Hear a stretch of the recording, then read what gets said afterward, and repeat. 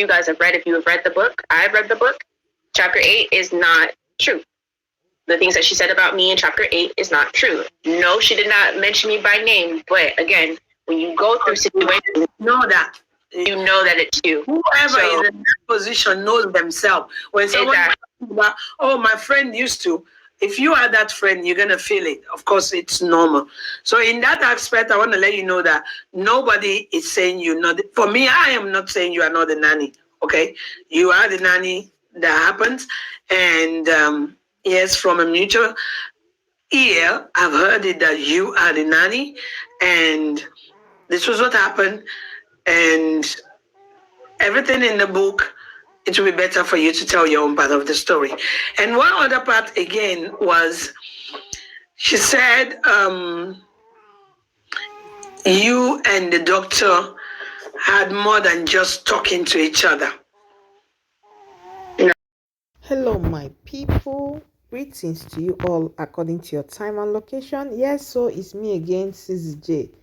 This Korraobidi and her ex-husband matter. In fact, it don't tire about my people. Who go to say this thing don't quite in and so it just they pop up again, just they come out again. Okay, guys, this one again is about the book she wrote, Korra is Life. That just came out a few days ago. Okay, a lot of people have read the book and reviews have been pouring in. And you guys know, since this Korra and her ex-husband thing surfaced online, some people are for Korra, some people are for Justin Dean. Now so it be. Now so some people just they drag each other. Fans, bloggers, the ones that are for Justin, the ones that are for Korra, now so they just they drag each other. So in her book, they said chapter 8 precisely, okay, she talked about a nanny during the time she put to bed and how the nanny tried to take over her husband and her home and the rest.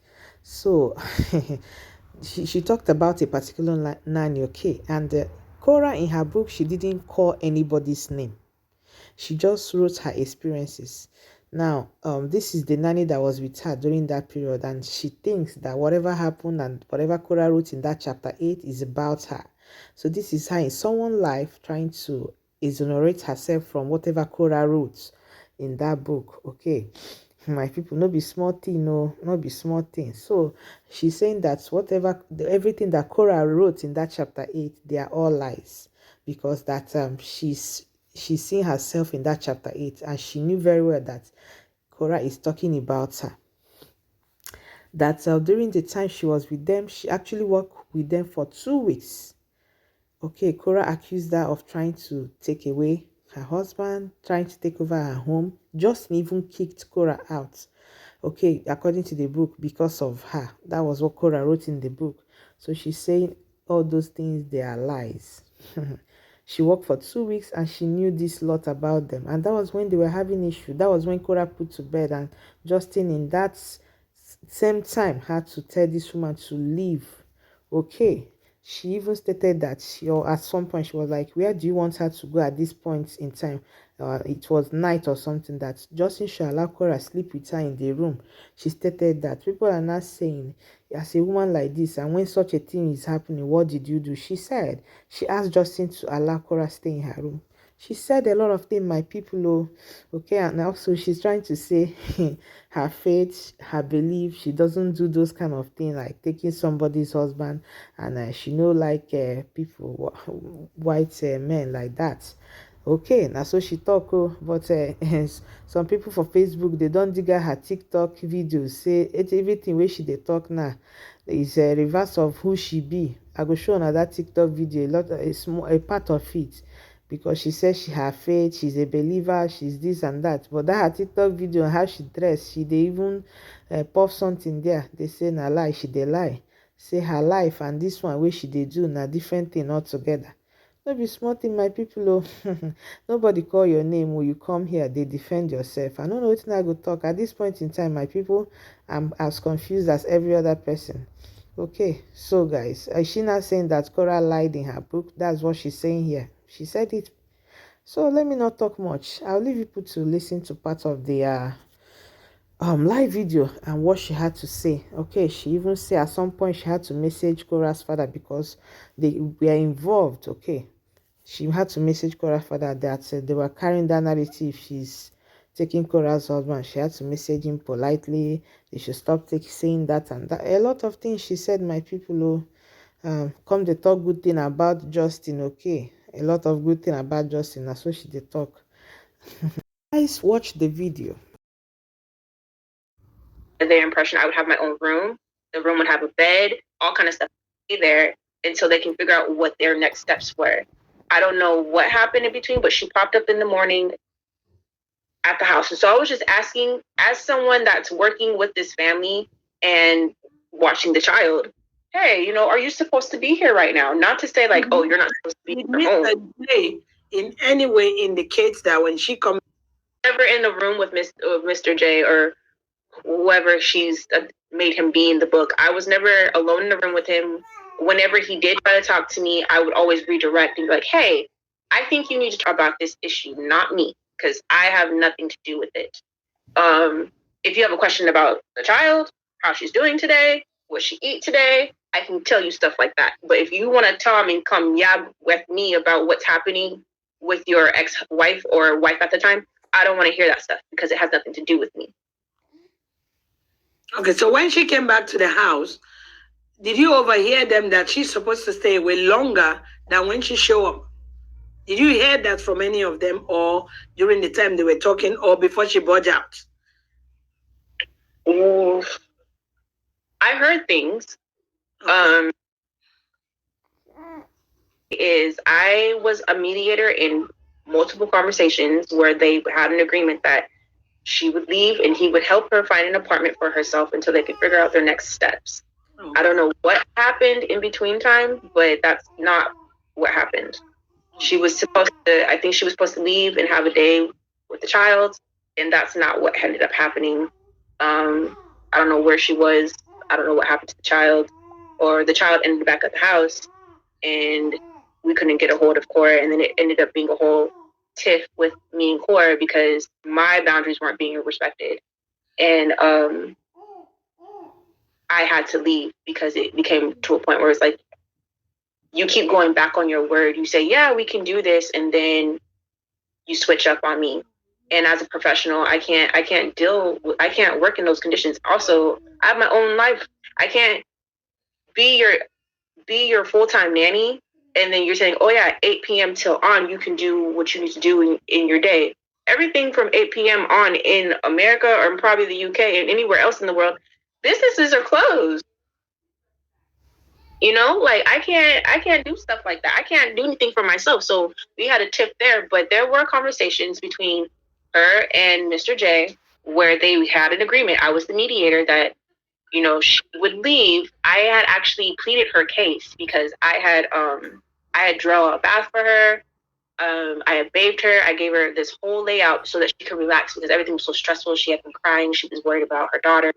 And I wanted her to have peace. So I drew her a bath. And it was the same night that Mr. J was asking her to leave. He was like, you're not supposed to be here. I need you to leave. And I was like, please don't ask her to leave. It's late. Where's she going to go? Can she just stay in the room with me and the child and we'll figure out something in the morning? Next steps tomorrow. Just let her stay here with me in the room. You don't have to be here. It was difficult because if anyone knows their story and has watched them develop over the years, you know without a doubt this man loved this woman.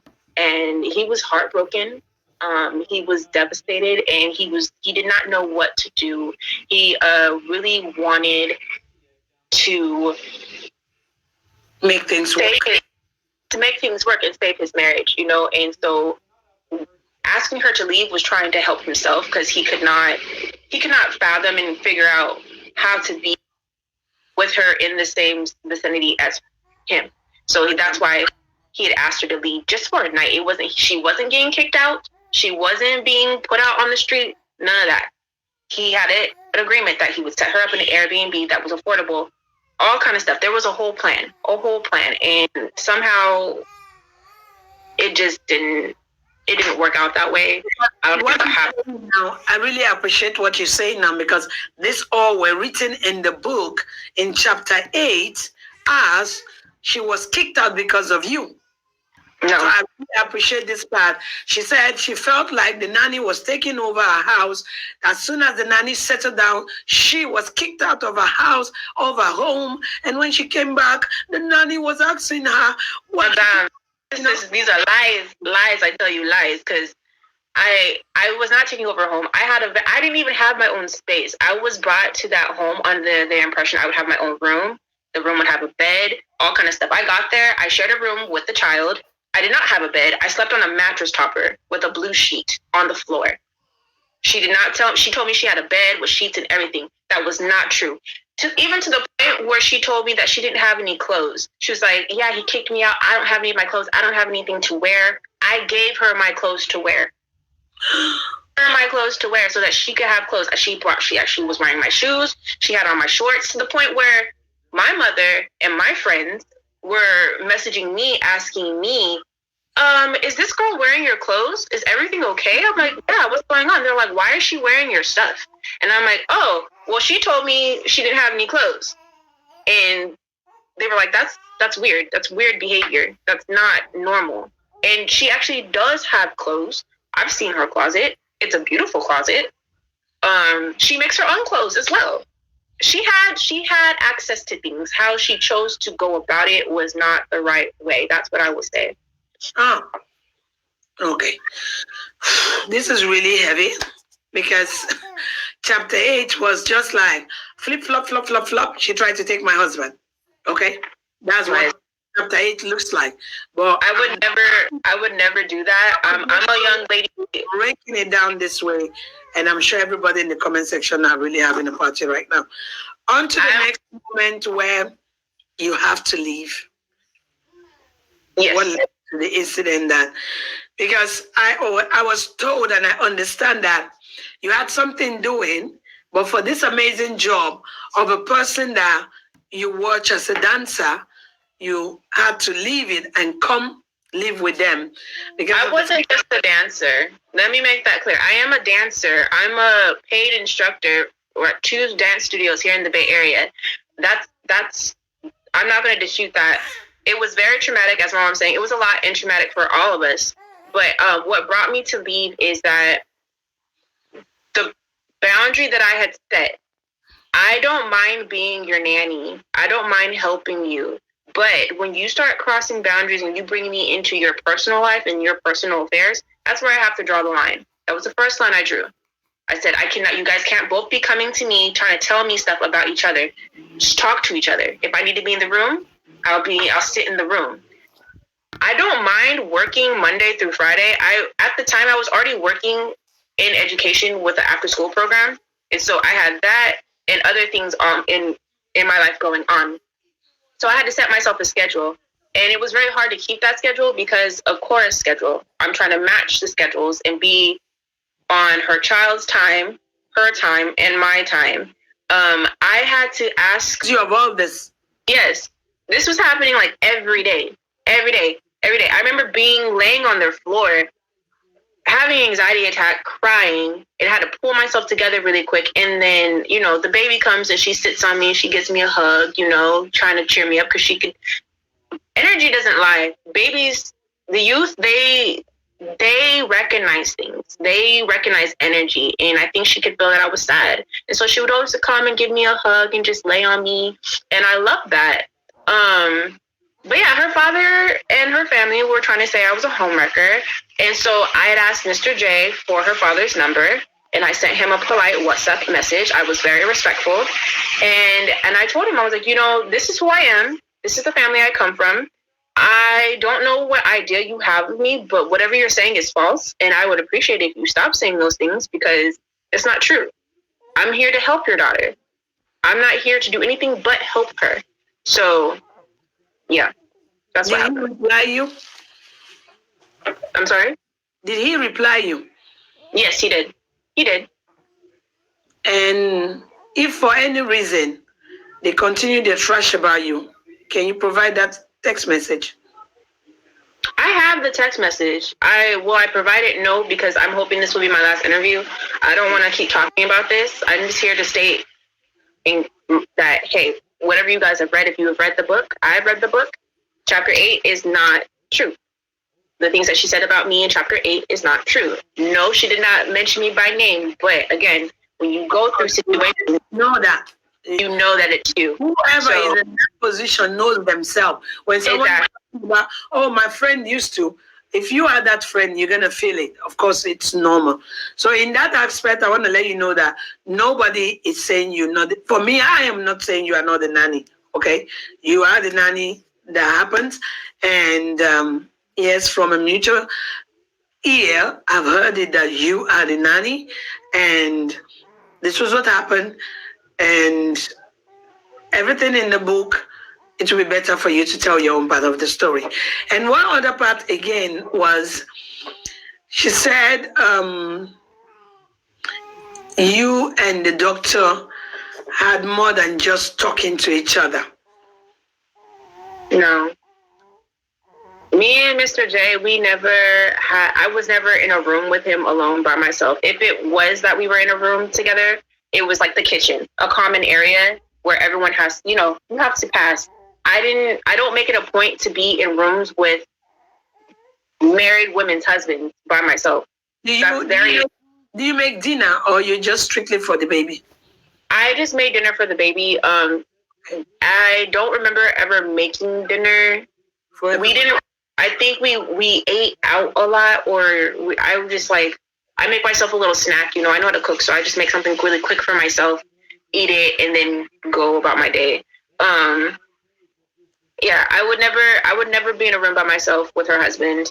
I would never do anything to tempt her husband. One, I'm not attracted to her husband. I'm not attracted to Caucasian men or white men. I like men of color, whether that be Asian, African, Jamaican, whatever.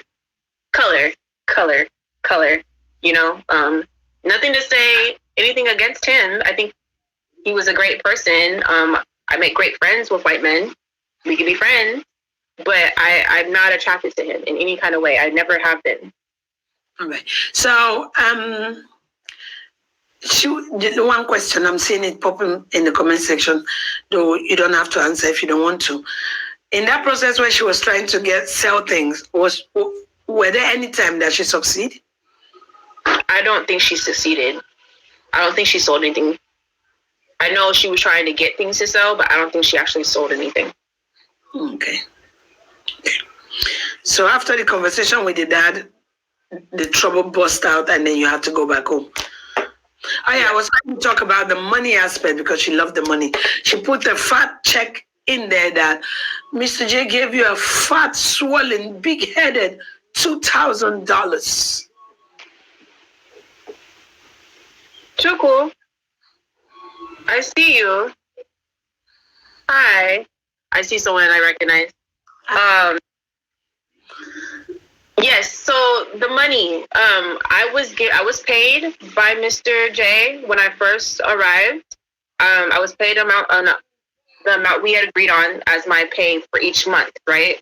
That was given to me, and then that was only 2 weeks, and because of everything, and because it was so just inappropriate, the behavior that was going on and the things that I ended up getting tied into, he graciously gave me an allowance before I left. He was like, take this, please, in good faith. You've been really good to us. I just want you to be okay. I'm so sorry this happened. I hope, my daughter can grow up and be just as amazing as you are. Maybe in the future, if things calm down, we can have you come back. He was trying to be real reassuring and like, hey, we're so sorry this didn't work out. We would love to have you, but due to the circumstances and due to things that are happening, we can't. So yes, I was paid. But it was not how she's trying to make it seem. I was paid, but it was due pay. Big-headed $2,000. That the $2,000 has a big gigantic head and some fat muscles. She wrote the amount in the book. Yes, it was 2,000 that was given to me. 2,000 was given to me before I left, and I wasn't expecting that. I just thought he would pay me like 1,000, maybe my normal pay. My normal pay was $1,500 a month, so I was like, oh, maybe he'll give me that. I started to count it, and it was actually 2,000. I was like, wow, that's a lot. I wasn't expecting that. I felt really appreciative. I was really grateful. I went home, and that money helped me and my family advance.